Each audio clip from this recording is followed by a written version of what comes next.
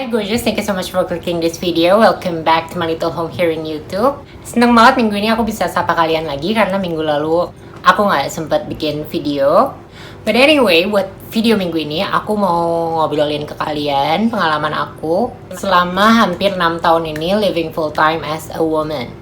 Jadi semacam napak tilas gitulah selama 6 tahun ini tuh apa aja sih yang aku alamin dan perasaan aku seperti apa. Seperti biasa, if you're interested to see, please don't forget to subscribe to my channel and hit the notification bell so you can share love and support to help me grow this channel. And without any further ado, let's get into the video. Buat kalian yang baru mulai ngikutin nontonin video-video aku, sebenarnya aku ada video terpisah soal come out-nya aku dulu kayak gimana. But nggak apa-apa, aku ceritain sedikit aja. Jadi awalnya itu aku come out tahun 2014. Pada waktu itu aku merasa aku udah nggak bisa memaksakan, udah nggak bisa berpura-pura lagi menjadi apa yang bukan aku. Jadi aku mengumpulkan segala keberanian untuk ngomong ke orang tua aku tentang mau aku gimana, aku mau jadi seperti apa. Because at the time, aku pikir kebahagiaan aku adalah tanggung jawab aku sendiri. Jadi kalau memang menurut aku ini adalah yang bikin aku bahagia, ya mau nggak mau aku harus berani untuk ngomong soal itu. Singkat cerita, end resultnya adalah orang tua aku ngasih aku dua pilihan. Yang pertama adalah untuk ikut aturan mereka tentunya. Kalau aku masih mau tinggal di rumah, aku harus ikut aturan mereka. Dan yang kedua ya go ahead, silakan aja jalani apa yang aku mau, tapi yang nggak tinggal di rumah lagi gitu. So basically I got kicked out of the house. Dan setelah itu aku masih terusin kuliah aku, even sempat mengalami kendala biaya karena waktu itu aku sempat kehabisan uang dan gak punya uang sama sekali. Tapi ya akhirnya teman-teman aku bantuin aku untuk bayarin aku selesaiin kuliah. Ya cerita lengkapnya bisa kalian lihat lah di video come out aku. Transisi penampilan aku tuh terbilang sangat cepet ya. Dari aku come out ke akhirnya aku merubah penampilan aku menjadi perempuan. Itu cepet banget. Karena aku ngerasa ya udah nothing tulus juga kan, aku udah kick out dari rumah. Ya masa aku masih mau berpura-pura terus-terusan untuk menjadi apa yang bukan aku tadi yang aku bilang. Ya perjalanannya ya nggak semulus kelihatannya sih. Apalagi kan waktu itu aku belum mulai hormon terapi ya. Aku masih kalau kalian sekarang banyak di antara kalian yang menganggap aku masih kelihatan banget kayak cowok, yada. Ya dulu aku jauh-jauh lebih daripada ini gitu. Ibarat abang-abang ya abang-abang banget. But somehow it makes me happy. It makes me feel that this is the true me. Ini adalah aku yang sebenarnya selama ini aku tutupin. Karena aku terus-terusan berusaha menjadi apa yang orang lain mau dan aku menomorduakan kebahagiaan aku sendiri. Jadi ya pada waktu itu aku mencoba untuk bodo amat orang mau ngomong apa gitu di jalan, aku diteriakin apa itu. Ya aku nggak bohong ya, aku nggak munafik, sakit hati itu pasti ada gitu. Sometimes aku kepikiran banget, tapi aku nggak mau orang tuh tahu kalau aku tuh sedih gitu, kalau aku kepikiran sama apa yang mereka omongin ke aku. Aku merasa orang yang suka ngebully orang lain itu dalam bentuk apapun, ya mereka bisa melakukan itu karena mereka punya power. Sedangkan kalau aku nggak ngasih chance ke mereka untuk mereka punya power, ya mereka nggak akan bisa ngelakuin itu ke aku. Aku nggak mau kelihatan lemah, dan perangai aku pun kayak kelihatan jutek, kelihatan aku galak. Di banyak kesempatan ketika aku bisa melawan balik, ya aku melawan balik. Lingkungan kampus baik dari dosen maupun teman-teman sih sebenarnya cukup suportif ya, dan cukup suportif dan sportif sebenarnya. Maksudnya dalam artian kayak waktu sidang aku nggak diperbolehkan pakai rok. Karena birokrasi ya memang seperti itu gitu. Ternyata waktu aku di dalam ruang sidang, aku nggak ditanya soal skripsi aku sama sekali. Jadi aku malah ditanya tentang transisi aku, kenapa aku memilih untuk menjadi perempuan, yada. Sampai akhirnya waktu terakhir nih sama penguji terakhir, di situ dia bilang apapun yang terjadi di luar nanti, ya aku nggak boleh mentioning kalau aku lulusan Unpad gitu. And I was like, emang gue bakal ngapain gitu? Kenapa stigmanya sejelek itu sampai aku diingetin untuk kayak gitu, untuk nggak boleh mentioning aku kuliah di situ. Aku kuliah tuh kan lama banget ya. dan aku bayar, dan aku masuk situ pun aku lewat SNMPTN yang nggak mudah. Dan ya aku bangga gitu kalau aku adalah alumni situ. Tapi kenapa aku nggak boleh mentioning itu? Dia juga mengingatkan kayak Tuhan tuh nggak pernah salah gitu-gitu segala macam. And I was like, ya Tuhan memang nggak pernah salah, itu udah tahu gitu. Ya yang bilang ini kesalahan kan manusia gitu ya, mau gimana pun aku juga ciptaan Tuhan lah. Kalau misalkan memang Tuhan benar-benar membenci atau gimana-gimana segala macam, ya Tuhan punya kuasa kok buat terminate aku dari awal. Toh aku percaya Tuhan itu tahu apa yang ada di masa depan, masa lalu, masa sekarang, apa yang disembunyikan dari orang lain itu semuanya pasti Tuhan tahu gitu kan. Kalau memang Tuhan nggak mau aku untuk ada di sini dengan wujud yang seperti ini, ya Tuhan pasti terminate aku dari awal. Permasalahannya kan sekarang banyak orang-orang yang suka playing God, nunjukin dosa orang lain, sementara dia pun nggak sadar gitu kalau dirinya sendiri juga manusia yang punya dosa. Waktu aku wisuda, orang tua aku nggak datang. Waktu aku habis sidang, aku dinyatakan lulus pun, aku hubungi keluarga aku, nggak ada yang respon. Ya sedih sih ngelihat orang-orang gitu kan. Itu kan selesai wisudanya mereka pada sama orang tuanya, foto-foto gitu, orang tuanya terlihat bangga gitu. Dan ya waktu itu ya dibilang sedih, ya sedih banget lah. Siapa yang mau orang tuanya nggak ada waktu dia wisuda gitu. Setelah wisuda itu yang kumpul sama teman-teman, foto-foto segala macam, ya tetap karena keadaannya aku juga belum terlalu passing kan pada waktu itu. Jadi ya tetap lah banyak yang ngeliatin gak enak lah, apalagi orang tuanya gitu. Tapi ya gimana gitu kan, ya ini bahagianya aku gitu. Aku nggak bisa terus-terusan mempedulikan orang mau ngomong apa soal aku. Ya kalau aku mau terus-terusan ngikutin orang, kapan aku senengnya gitu. Orang yang diem-diem aja, orang yang nggak ngapa-ngapain aja bisa tiba-tiba dinyinyirin, dikatain sama orang kan. Gimana aku yang kayak gini gitu. Jadi ya udahlah, people gonna judge you anyway, so just be yourself, be happy. Terus kehidupan setelah wisuda itu nggak semulus itu juga. Cari kerja itu susah banget. Cari kerja for people in general itu udah susah, especially for people like me. Aku ngalamin yang namanya dari Bandung ke Jakarta cuma buat interview. Terus sampai sana aku nggak keterima, dan itu berkali-kali terjadi. Setiap ada panggilan interview aku bilang sama teman-teman aku, dan mereka juga yang ngebantu aku untuk masalah ongkosnya dan lain-lain segala macam. Itu yang aku syukuri banget sih. Aku dari dulu aku berprinsip, even aku kayak gini, aku nggak mau aku melakukan hal-hal yang di luar prinsip aku. Aku nggak mau merendahkan siapapun, profesi apapun. If you do that for a living, ya go ahead gitu. Aku nggak gimana-gimana. But for me personally, this body is not for everyone. Jadi aku dari dulu berprinsip apapun yang terjadi, aku nggak mau sampai ya maaf jual diri gitu. Dan untungnya aku memiliki teman-teman yang sangat suportif atas hal itu. Mereka tuh selalu membantu aku di saat aku butuh apa-apa gitu. Karena ya sebenarnya bukan tanggung jawab mereka gitu kan, kalau mau fair-fairan. Toh ya itu tadi, sebenarnya kalau dipikir-pikir ya kalau aku mau cari uang dengan cara cepat kayak gitu, ya aku bisa aja gitu dari dulu. Cuma aku mikir ya buat apa gitu.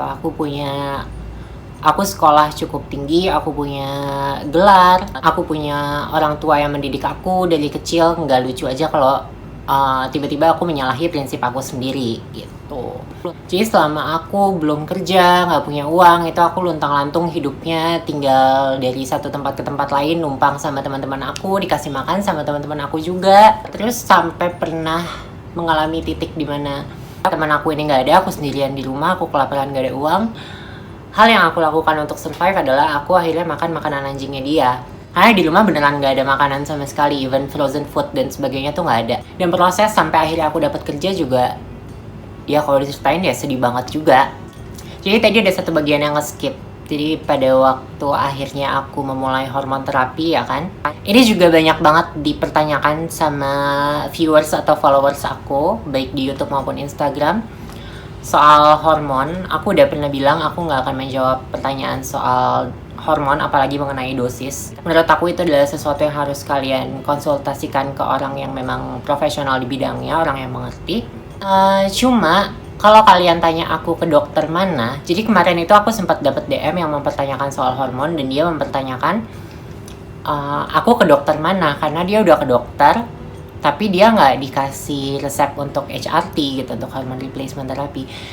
Cara mainnya nggak kayak gitu, salah lu nya. Lo nggak bisa langsung ke dokter bilang, dok gue trans, gue butuh resep. Dia nggak bisa kayak gitu ya. Kalian harus ke psikolog dulu, kalian ngobrol diskusi sama dia, nanti kalian bakal diarahin selanjutnya baiknya seperti apa kalian butuh hormon atau enggak. Kalau kalian butuh hormon, kalian nanti diarahinnya kemana, yaitu nanti psikolog kalian yang bakal ngarahin itu gitu. Nggak bisa ujuk-ujuk, kak kamu ke dokter mana sih gitu, kok aku ke dokter ini nggak dikasih. Ya nggak dikasih lah, kan itu harus, ya aku udah pernah cerita juga di video aku yang entah yang mana, ya proses hormon itu nggak segampang itu gitu. Ada proses yang harus kalian lewati, ada proses yang harus kalian jalani gitu. Kalian harus living full time dulu as a woman kan, selama 2 tahunan. Jadi gitu ya segala macam konsultasi dengan psikolognya itu. Dan kalau memang kalian dinyatakan kalian trapped in the wrong body, kalian memang transgender, ya kalian bakal diarahkan nantinya bakal kayak gimana gitu. Terus balik ke cerita abis aku HRT tadi, semakin lama aku semakin passing kan ya, semakin karakteristik maskulin tuh semakin berkurang di diri aku, jadi otomatis juga aku semakin passing. Nah keselnya ini tuh jadi serba salah buat aku gitu, jadi bumerang buat aku juga. Karena begitu waktu aku nggak passing, aku dikata-katain orang kan, aku diteriakin apa segala macem. Begitu aku passing, aku dilecehin kan, kayak gimana ya, aku pernah mengalami pelecehan di kereta waktu aku tinggal di BSD dan kantor aku di Kebayoran Baru. Aku setiap hari pulang pergi naik kereta, dan di kereta aku dilecehkan gitu. Ada cowok yang menggesek-gesekkan alat kelaminnya di bokong aku gitu. Itu takut, sedih, marah, tapi satu sisi aku juga nggak berani untuk bertindak apa-apa gitu. Ya sedih aja sih, kayak serba salah aja jadinya buat aku. Aku passing,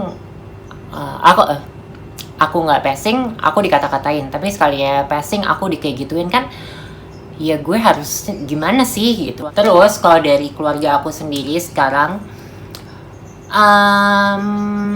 2 tahun lalu aku mulai ketemu sama sepupu aku, sama tante aku, yang nggak semuanya sih, cuma beberapa aja, karena keluarga aku kan sangat besar ya. Kalau di kebanyakan kasus orang adalah keluarga intinya yang bisa menerima, tapi keluarga besar yang nggak menerima. Aku kebalikannya gitu, aku malah om-om, tante-tante aku, dan sepupu-sepupu aku yang reach out aku untuk ketemu sama aku, ngobrol sama aku. Keluarga inti aku tuh nggak, mereka justru yang kayak antipati banget.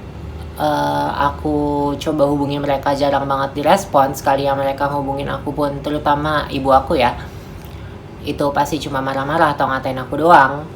Tapi itu kan nggak membuat aku menyerah, berhenti berdoa gitu ya. Meskipun aku nggak mau yang berharap yang muluk-muluk gimana-gimana banget, aku selalu berdoa. Aku percaya Tuhan dapat membolak-balikan hati manusia gitu. Minta orang tua aku tuh diluluhkan lah hatinya untuk aku. Dan tiba-tiba tahun lalu nih, tahun lalu, puasa kemarin, setelah aku, jadi aku udah gak di rumah itu kan 6 tahun ya, tapi 5 kali lebaran sama yang kemarin. Jadi aku keluar dari rumah tuh 2014 akhir. Akhirnya pas puasa kemarin ini, mama aku kontak aku. Di situ aku masih emosi, karena bahasa mama aku pun waktu itu belum terlalu ngenakin gitu. Aku masih cukup emosi ngadepinnya. Aku marah-marah balik, karena aku satu sisi kecewa dan sakit hati juga kan. Aku bertahun-tahun gak dicariin, mereka gak pernah ada yang peduli. Ya ibaratnya mereka gak tahu gitu, apa aku jadi gelandangan mati di jalan apa gimana, kan mereka gak pernah tahu itu. Kenapa tiba-tiba ngechat malah marah-marah, nanya kabar pun enggak. Aku meluapkan itu semua, dan waktu itu tiba-tiba mama aku menjawab dengan baik. Mama aku ngobrol baik-baik sama aku untuk pertama kali dalam 5 tahun itu. Jadi waktu pertama kali yang dia ngechat aku itu, yang pertama dia bahas adalah display picture WhatsApp aku ya, karena aku udah begini bentukannya kan ya display picture aku, foto WhatsApp aku ya aku yang sekarang gitu. Itu yang dia bahas. Terus udah gitu mama aku juga aku sebenarnya nggak tahu sih ya apa yang ada di pikiran mama aku selama ini. Selama ini tuh dia pikir aku di luar rumah, aku nggak tinggal sama orang tua tuh, aku survive tuh gimana gitu. Dan ketika aku bilang aku kerja kantoran, mama aku kayak kaget gitu, melunak tapi kaget. Di situ dia bilang, kamu kerja tuh gimana penampilannya gitu ya. Aku bilang ya kayak sekarang inilah. Di situ dia heboh lagi, lebay lagi. Dia bilang aku semacam menipu orang-orang lah. Aku semacam ya bohongin orang, aku ngaku-ngakunya cewek gitu. Padahal kan nggak kayak gitu. Aku dari ngelamar kerja aku udah bilang aku ini apa, di CV aku tulis aku ini apa. Dan di situ aku bilang ke mama aku kalau iya zaman sekarang nggak semua orang memandang orang-orang kayak aku itu tuh negatif gitu. Banyak juga orang-orang yang mulai memberikan respectnya untuk orang-orang kayak aku. Aku nggak pernah bohong di tempat kerja tentang identitas seksual aku. Aku selalu bilang, I'm a trans, I used to be a man, I was born a male.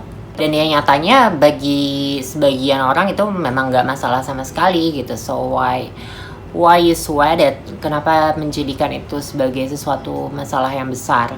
Dari situ mama aku mulai makin melunak lagi sampai akhirnya dalam 5 kali lebaran itu, lebaran kemarin yang terakhir, mama aku kirim makanan untuk aku, dititipin ke adik aku suruh kirim ke sini. Ya, everything's good. Sampai akhirnya pada malam aku habis dikirim makanan itu, terjadilah sesuatu lagi, ya kan? Aku mau memfoto salah satu makanan dari mama aku yang paling aku suka, aku foto, terus aku kirim gitu. Ide banget aja gitu, nggak tahu juga kenapa aku melakukan itu. Tadinya tuh aku foto itu untuk aku instastory aja, ternyata malah aku kirim ke mama aku. Di situ dia melihat tato aku, mulai marah lagi, ngamuk lagi segala macem. Dan pada waktu itu kemarin aku egois aja sih. Aku merasa aku nggak mau merusak hubungan kita yang lagi baik ini. Akhirnya aku berbohong, aku bilang tatonya temporary. Udah, dia nggak marah lagi. Terus besokannya waktu lebaran aku, kalau kalian lihat Instagram aku sempat ngepost foto berdua sama Nathan. Dan foto itu juga aku jadiin foto WhatsApp aku. Karena ya gimana ya pikiran aku adalah mama aku udah tahu aku sekarang kayak gimana. Ya ekspektasi aku adalah she see it coming gitu kan, kalau misalkan aku bakal pacaran sama cowok. Ternyata waktu dia ngeliat foto aku sama Nathan itu, ngamuk lagi, aku dicaci maki lagi. Sampai akhirnya aku udah di titik kayak, aduh gue capek kayak gini terus gitu. Kenapa sih gitu?